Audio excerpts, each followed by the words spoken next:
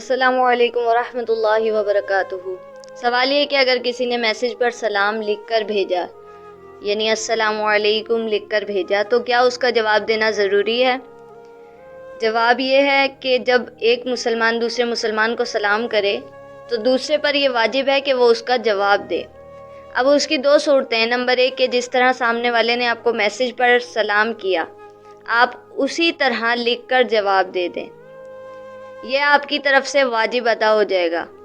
اور دوسری صورت یہ ہے کہ اگر آپ کو میسج پر سلام کیا گیا ہو تو اس کا جواب آپ زبانی ادا کر دیں، یعنی آپ زبان سے وعلیکم السلام کہہ لیں، لیکن اس طرح کرنے سے سامنے والا بدگمانی کا شکار ہو سکتا ہے، کیونکہ اس کو نہیں معلوم کہ آپ نے زبانی جواب دے دیا ہے، لکھ کر جواب نہیں بھیجا، تو سامنے والے نے سوچنا ہے کہ سلام کا جواب نہیں دیا، پتہ نہیں کوئی ناراضگی تو نہیں۔ تو دونوں صورتوں میں واجب ادا ہو جائے گا، لیکن پہلی صورت یعنی لکھ کر جواب دینا زیادہ بہتر ہے۔